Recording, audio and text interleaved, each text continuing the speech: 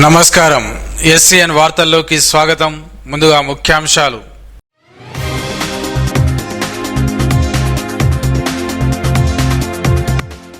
అమ్మవారి అనుగ్రహం వల్లనే ఎన్నో ఆలయాలను నిర్మించుకున్నాం. మాజీ దేవాదాయ శాఖ మంత్రి అల్లోల ఇంద్రకరణ్ రెడ్డి వెల్లడి.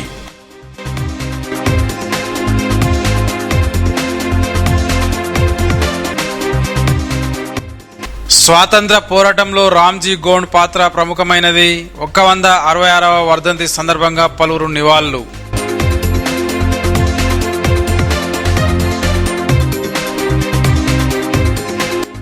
సోన్ మండల కేంద్రంలో విద్యుత్ షార్ట్ సర్క్యూట్తో అగ్ని ప్రమాదం, లక్షల ఆస్తి నష్టమని అంచనా.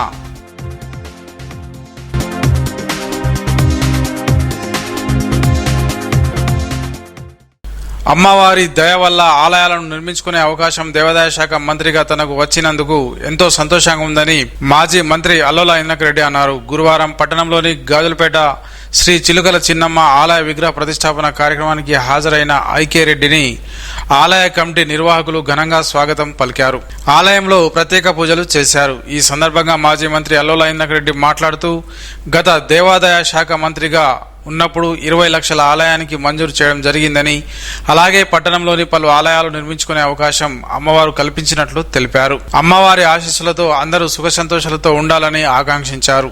ఈ కార్యక్రమంలో నాయకులు అప్పాల మహేష్, రమణారెడ్డి, ఆలయ కమిటీ సభ్యులు, భక్తులు పాల్గొన్నారు.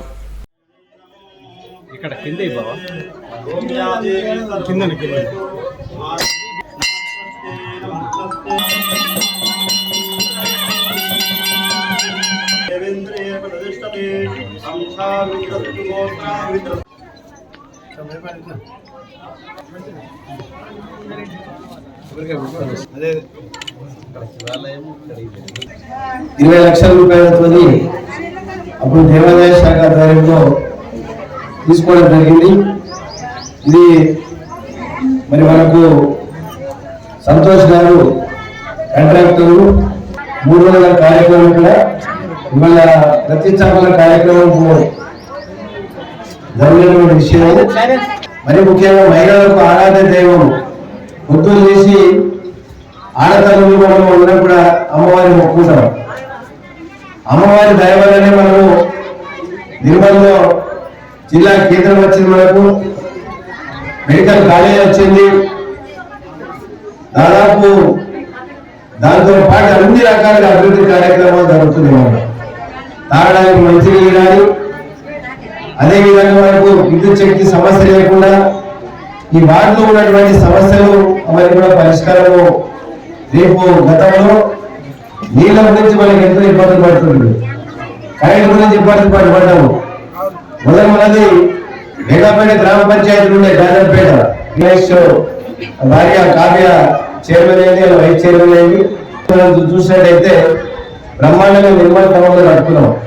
భక్త భూమి శివాలయం కానీ, మహాలక్ష్మి అమ్మవారి దేవాలయం కానీ, వీరహనుమాన్ టెంపుల్ కానీ, దేవతకోట టెంపుల్ విషయంలో, చింతపట్ట హనుమాన్ టెంపుల్ విషయంలో, ఏ దేవాలయం అయినా కానీ మనం దేవాదాయ శాఖ మంత్రిగా ఉండడం వల్ల ఇవన్నీ సాధ్యమైంది. అది కూడా కాంట్రిబ్యూషన్ లేకుండా మన నిర్మల్ కాన్స్టిట్యున్సీకి మాత్రము ఎంత మంజూరైతే అంత మనం పని చేయించాలి. ఇలా ₹1,00,000 మంజూరైతే ₹1,00,00,000 ఖర్చు పెట్టుడే. అంతకుముందు 20 లక్షల రూపాయలు కోటికి మరి మన కాంట్రిబ్యూషన్ అందరూ కూడా జమ అయ్యవలసి ఉంది. జమ ఎవరు కూడా చేయలేదు. ఇప్పుడు మనకు ఏదక్కడ కట్టించారు 300 కోట్లు. 300 కోట్లకు మనము 20% లెక్క పెడితే ఎంత అవుతుంది? ఎంత అవుతుంది? ₹100 మనం కట్టవలసి ఉండే. మనం ₹1 కట్టకుండా మనం ఈ దేవాలయం నిర్మాణం చేసామంటే భక్తి భావన అనేది ప్రజలలో విశ్వాసం ఉంది. మనందరం కూడా దేవుడిని నమ్ముకుంటాం, పొద్దులు చేసి మన దేవుళ్ళను మొక్కుతుంటాము, నిర్మాణం ఎదగింటాము, పోయి మనం మొక్కు చెల్లించుకుంటాము. మరి మొన్ననే అక్కడ బాసర సరస్వతి దేవాలయం ₹220 కోట్ల ముఖ్యమంత్రి గారు ఇచ్చి శంకుస్థాపన కార్యక్రమం జరిగింది. రేపు 2020 సంవత్సరంలో గోదావరి పుష్కరాలు, 2014 వచ్చిన పుష్కరాలు, మళ్ళీ 2027 వస్తున్నాయి.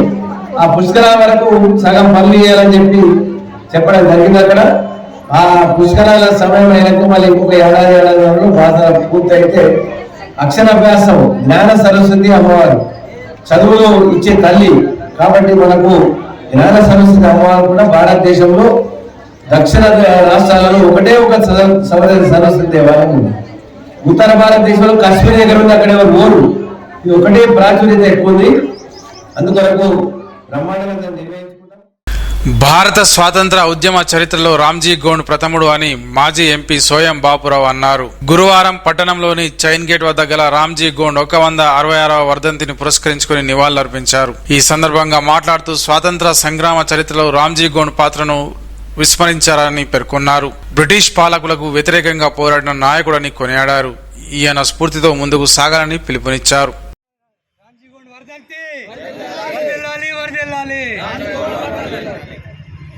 రామ్జీ గోండ్ చరిత్రను భారతదేశంలోని అందరి నాయకుల కంటే వీరుల కంటే మొదలు చెప్పే అవసరం ఉండేది.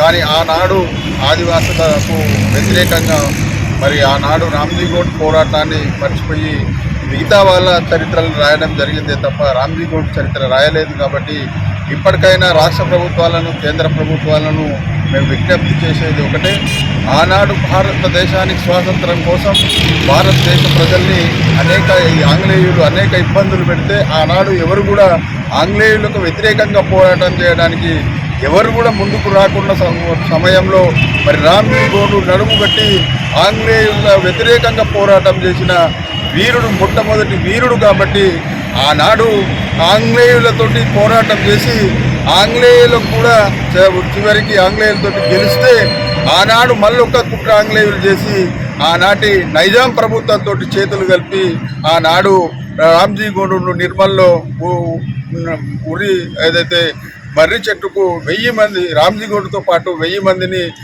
ఉరి తీయడం జరిగింది. కాబట్టి ఈ ఇంత గొప్ప చరిత్ర ఇంకో వీరుడికి ఉండదు. కాబట్టి ఖచ్చితంగా ఈ వీరుడి చరిత్రను రాబోయే తరాలకు అందించే విధంగా ప్రభుత్వాలు నిర్ణయాలు తీసుకోవాలని కూడా ఆదివాసీ సంఘాల తరఫున మేము విజ్ఞప్తి చేయడం జరుగుతుంది.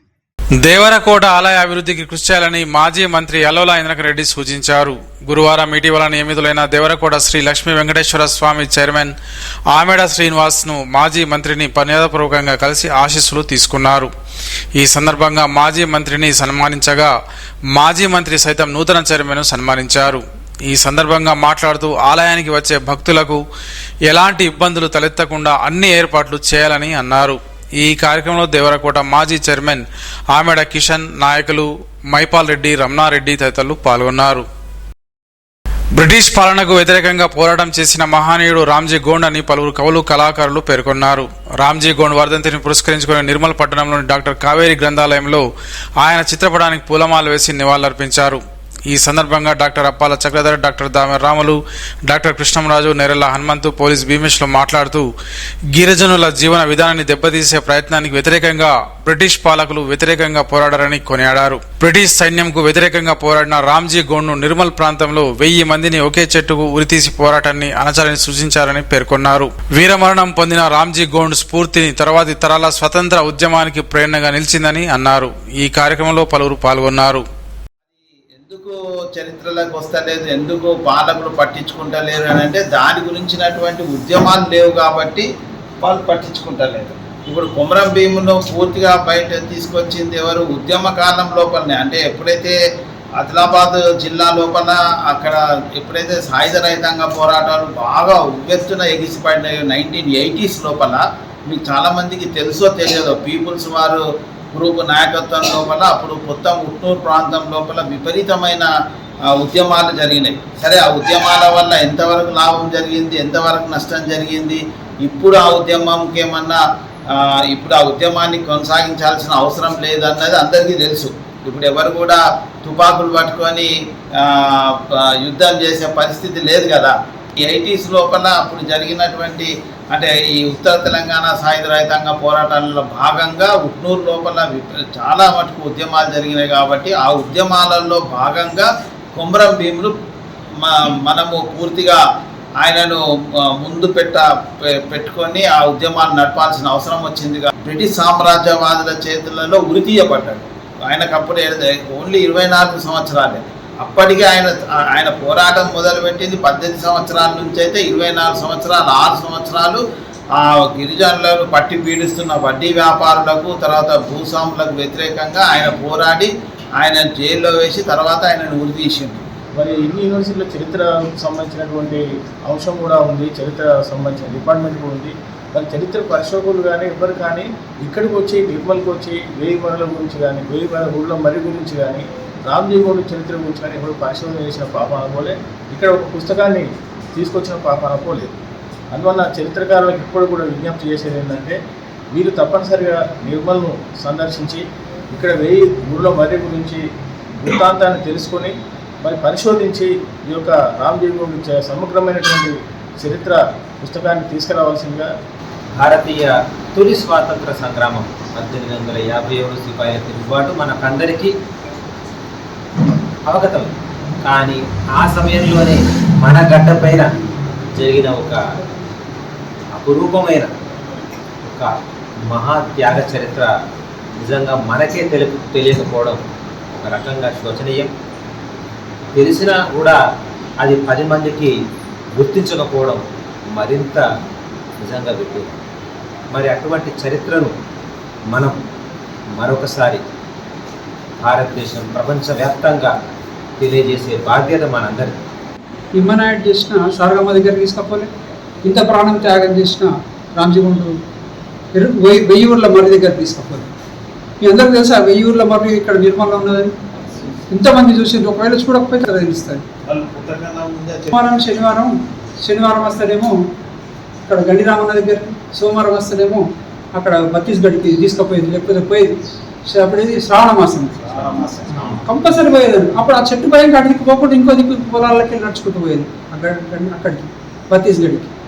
అంటే ఇవన్నీ కూడా ఇప్పుడు ఉన్నాయి, కనీసం మిగిలిన ఉన్నాయన్నా కానీ మీరు అందరు చూడండి. ఎందుకంటే ఇక్కడ చాలా కనుమరుగైపోయినాయి, కట్టడాలన్నీ కనుమరుగైపోతున్నాయి, చరిత్ర అంతా లేకుండా పోయింది.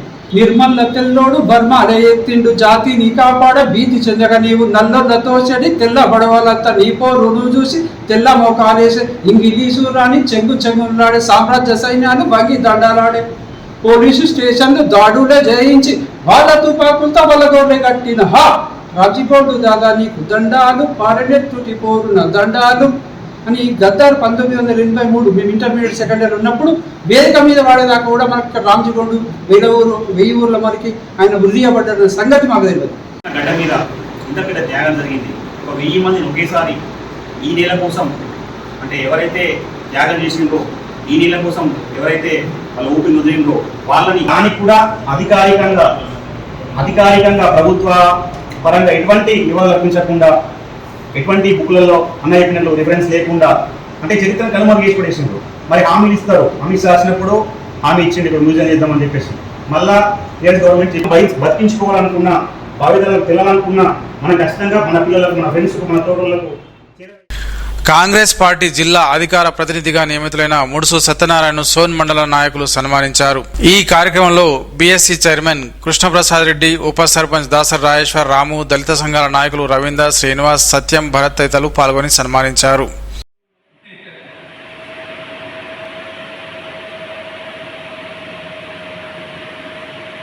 ఈ రోజు వరకు 40 లక్షల డ్రైనేజీలు కానీ సీసీ రోడ్లు కానీ కంప్లీట్ చేయడం జరిగింది. ఇక్కడ జనార్దన్ కన్నా మన గొప్పగా లైబ్రరీ కట్టడానికి మంచి లైబ్రరీ శాంక్షన్ చేయించుడు. ఎందుకంటే మేజర్ గ్రామ పంచాయతీ కాబట్టి చూడండి ఎడ్యుకేటెడ్ విలేజ్ కాబట్టి మంచి లైబ్రరీ చేసి మరి ఇక్కడ ఎక్కడ లేనటువంటి జిల్లాల అలాంటి లైబ్రరీని ఇక్కడ ఏర్పాటు చేస్తారని చెప్పి చెప్పడం జరుగుతుంది ఇప్పటివరకు. మరి ఇలాంటి ఎడ్యుకేటెడ్ ఉన్నటువంటి నాయకుడు మరి ఈ విధంగా ఉండడం అనేది మాకు మా పార్టీలో ఎంతో గొప్పనటువంటి వ్యక్తి. మరి మాకు ఇందిరాకర్ రెడ్డి గారి నాయకత్వంలో మేము చాలా మటుకు ఆయన నాయకత్వంలో పనిచేసాం చాలా మంది నుంచి. దాని గుర్తింపుతో మాకు ఇచ్చింది కాబట్టి మరి జనార్దన్ రెడ్డి అన్న మరి ఇక్కడ ఉన్నటువంటి రవీంద్ర వీళ్ళంతా ఆయన వార్డు మెంబర్స్ వీళ్ళంతా సన్మానం చేసిన అందరికీ మరి. వేసవిలో ఎండవేడిని తట్టుకుని ఉపశమనం పొందేలా ఆరోగ్యకరమైన అంబలిని తాగడం ఆరోగ్యానికి ఎంతో మంచిదని మాజీ మంత్రి అలోలా ఇంద్రకర్ రెడ్డి అన్నారు. గురువారం పట్టణంలోని ఐబీ ముందు పాకాల రామచంద్రన్ నిర్వహిస్తున్న అంబలి కేంద్రాన్ని మాజీ మంత్రి సందర్శించారు. ఈ సందర్భంగా మాట్లాడుతూ గత దశాబ్దంగా అంబలిని పంపిణీ చేస్తూ ఎంతో మంది దాహర్తిని తీస్తున్నారని అభినందించారు. అంబలి తయారీకి ఇబ్బందులు ఉన్నా వాటిని అధిగమిస్తూ ప్రజలకు అందించడం గొప్ప విషయమని పేర్కొన్నారు. ఈ కార్యక్రమంలో సత్యనారాయణ, రమణారెడ్డి తదితరులు పాల్గొన్నారు.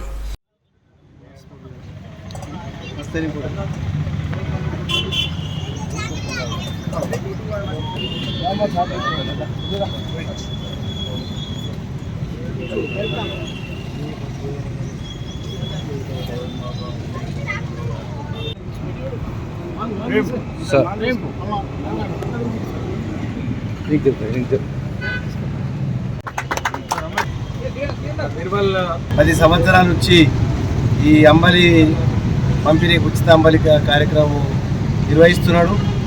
ఇది ఎండాకాలము, ముఖ్యంగా ఏప్రిల్, మే ఈ నెలలో తీవ్రమైనటువంటి ఎండలు 41, 42, 45 డిగ్రీల వరకు ఎండ తీవ్రతకు మనం ఎండలు తిరుగుతుంటాం. ఈ అంబలి తాగితే ఏమైందంటే చలువ ఉంటుంది, ఆరోగ్యానికి చల్లదనంగా ఉంటుంది. కాబట్టి చాలామంది మనం పాత రోజులలో గ్రామాలలో అంబలి కాసుకొని తాగేవాళ్ళం. మరి ఇప్పుడు దీన్ని అందరూ కూడా మర్చిపోయింది.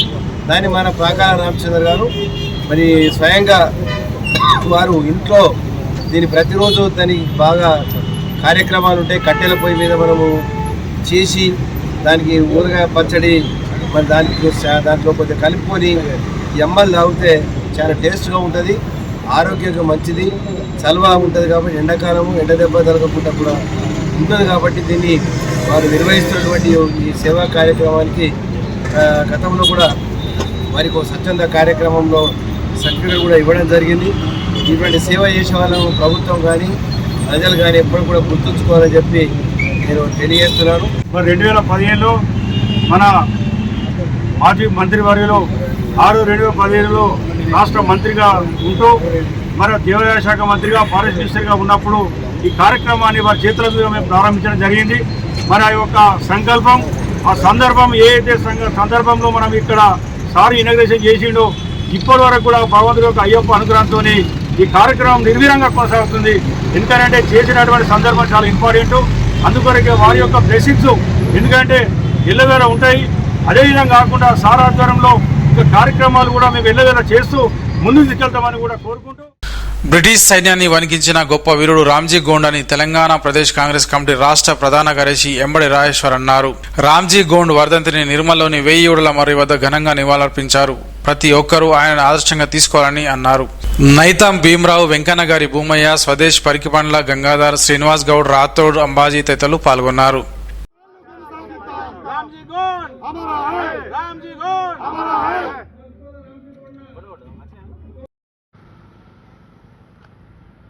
కొనసాగిద్దాం కొనసాగిద్దాం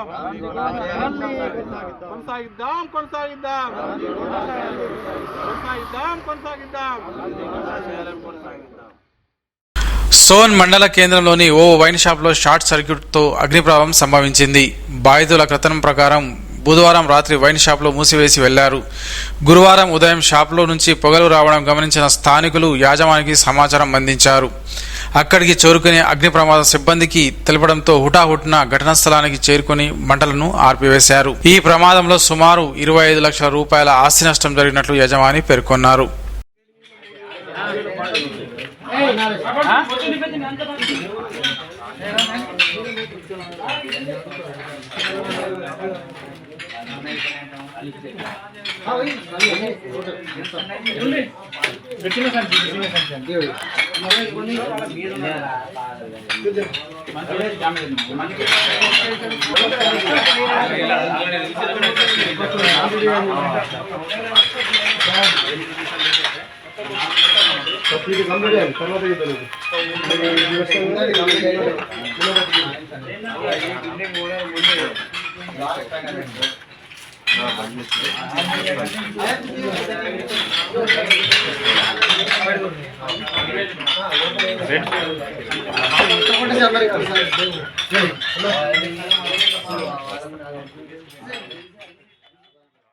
నిర్మల్ జిల్లా కేంద్రంలోని ఆర్కే కన్వెన్షన్ హాల్లో గురువారం దీక్షా డిగ్రీ కళాశాల యాన్యువల్ డేను ఘనంగా నిర్వహించారు.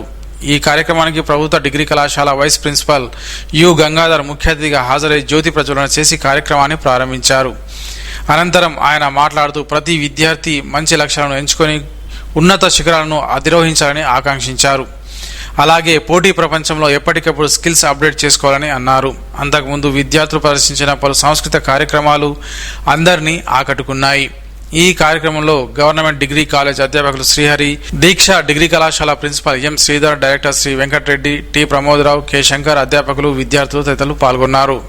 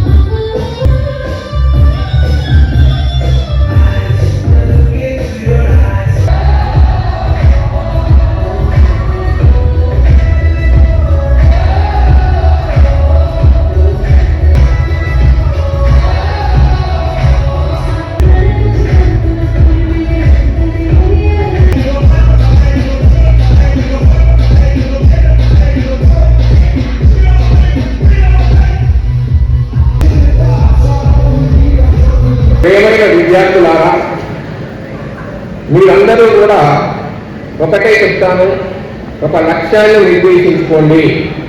ప్రతి మనిషి ఒక లక్ష్యాన్ని కలిగి ఉండాలి, అప్పుడే మన జీవితానికి సార్థకత ఉంటుంది. ప్రతి మనిషి పుడతారు, చనిపోతారు, కానీ ఆ మధ్య మనం ఏం సాధించామన్నదే చరిత్ర. మరి ఆ చావు పుట్టుక చావుల మధ్య మనం ఏం సాధించినాం, ఎంతమందికి హెల్ప్ చేసినాం, ఎందరికి ఉపయోగపడ్డాం, ఈ సమాజానికి, ఈ దేశానికి మనం ఏం సేవ చేసినాం అన్నది వెరీ వెరీ ఇంపార్టెంట్. లేనట్టయితే పుట్టలోని చెదలు పుట్టదా గిట్టదా అనేటువంటి పద్యాన్ని పోలి ఉంటుంది. కాబట్టి అన్ని జన్మల్లో మానవ జన్మ అత్యుత్తమమైనది మీ అందరికీ తెలుసు. 84 లక్షల జీవరాశుల్లో అత్యుత్తమమైనది మానవ జన్మ. మరి మానవుడిగా మనం పుట్టినందుకు తప్పకుండా ఏదో ఒకటి సాధించాలి. నిర్మల్లోని దేవేందర్ రెడ్డి సూర్య మల్టీ స్పెషాలిటీ హాస్పిటల్లో రెగ్యులర్ అవుట్ పేషెంట్స్ కన్సల్టేషన్ సేవలను ప్రతి నెల 2వ గురువారం ప్రారంభించినట్లు ఆర్థోపెడిక్ కన్సల్టేషన్ వైద్యులు డాక్టర్ జయకృష్ణారెడ్డి తెలిపారు. నిర్మల్ ప్రెస్ క్లబ్ లో ఏర్పాటు చేసిన సమావేశంలో మాట్లాడారు. రోబోటిక్, మోకాలు, తుంటి మార్పిడి, ఆర్థోపెడిక్ వంటి అధునాతన సర్జరీలను చేయడం జరుగుతుందని అన్నారు. దీన్ని పట్టణ పరిసర ప్రాంత ప్రజలు సద్వినియోగం చేసుకోవాలని కోరారు. 10 సంవత్సరాలు అపోలోలో పనిచేశారు. ఇప్పుడు యశోద సికింద్రాబాద్లో పనిచేస్తారు. మా సదుపాయాలు యశోద నుంచి ఆర్థోపెడిక్ సదుపాయాలు ప్రతి 2వ గురువారం ఇక్కడ నిర్మల్లో ఓపీ కండక్ట్ చేస్తాను. ఇక్కడ నేను స్పెషల్గా arthroplastic, joint replacements, robotic surgeries, hip, knee joint, shoulder కానీ రిప్లేస్మెంట్ సర్జరీస్ చేస్తుంటాను రెగ్యులర్గా.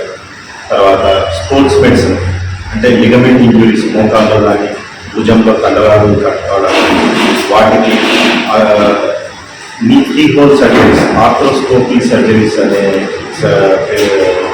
ఆ సర్జరీస్ చేస్తుంటాను రెగ్యులర్గా. తర్వాత కాంప్లెక్స్ ట్రామా అంటారు, అంటే రిపీటెడ్ సర్జరీస్, ఏవైతే మనకు ఆల్రెడీ ట్రామా సర్జరీస్ అయి ఉంటాయో వాటిని మనం ఫెయిల్ అయిన సర్జరీస్ని మళ్ళీ రీడూ కాంప్లెక్స్ ట్రామా సర్జరీస్ చేస్తాం. దాంతో అది కాకుండా పెరియాస్టర్నమ్ ఫ్రాక్చర్స్ అని ఉంటాయి, అంటే మన నడుము దగ్గర ఫ్రాక్చర్స్ అయ్యి అది చాలా కాంప్లెక్స్ సర్జరీస్. మా దగ్గర ఉన్న సదుపాయాలతో, మాకున్న నాలెడ్జ్తో, మాకున్న టెక్నికల్గా స్కిల్స్ ఉన్న దాంతో అది రెగ్యులర్గా చేయబడుతుంది యశోద సికింద్రాబాద్. అది కాకుండా మాకు యశోద సికింద్రాబాద్లో ఐసీయూ ఫెసిలిటీస్ అనేది ఆల్మోస్ట్ 200 బెడ్స్ పైగా ఉన్నాయి. మాకు మెయిన్గా అక్కడ అయ్యే ఆపరేషన్స్ పాలిట్రామా అంటారు. అంటే మల్టిపుల్ ఫ్రాక్చర్స్ విత్ వేరే ఆర్గన్ ఇంజురీస్, లివర్ కానీ, స్ప్లీన్ కానీ, లంగ్స్ కానీ, బ్రెయిన్ కానీ, వేరే ఆర్గన్ ఇంజురీస్తో ఆ రోడ్ ట్రాఫిక్ యాక్సిడెంట్ పేషెంట్స్ వస్తున్నారు.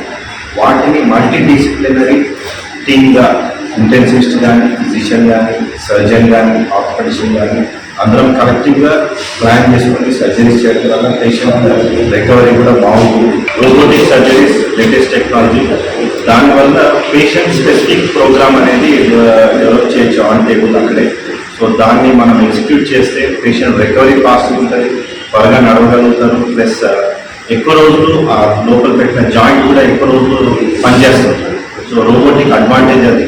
నాన్ రోబోటిక్ కూడా చాలా రోజులు చేస్తున్నాం, కాకపోతే 80% సక్సెస్ఫుల్ రేట్. సో రోబోటిక్ ఉపయోగించడం వల్ల మనకు ఆల్మోస్ట్ 98% హైలీ సక్సెస్ఫుల్, ఎర్లీగా టర్న్అప్ కావచ్చు. అండ్ ట్రామా, కాంప్లెక్స్ ట్రామా అనేది మల్టిపుల్ ఇంజురీస్తో వచ్చే పేషెంట్స్కి ఎస్పెషల్లీ మనకున్న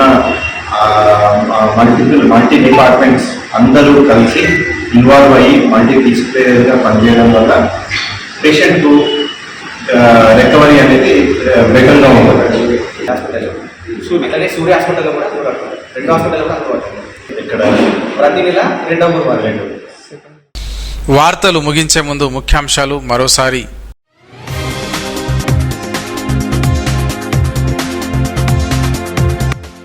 అమ్మవారి అనుగ్రహం వల్లనే ఎన్నో ఆలయాలను నిర్మించుకున్నాం.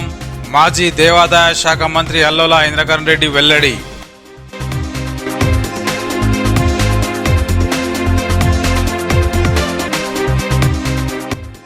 స్వాతంత్ర పోరాటంలో రామ్జీ గోండ్ పాత్ర ప్రముఖమైనది. 166వ వర్ధంతి సందర్భంగా పలువురు నివాళులు.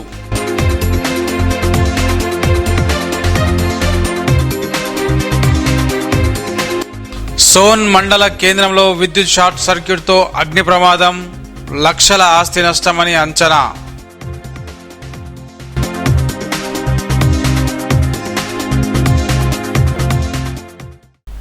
ఈ వార్తలు ఇంతటితో సమాప్తం. తిరిగి రేపు ఇదే వేళ కలుసుకుందాం. అంతవరకు సెలవు. నమస్కారం.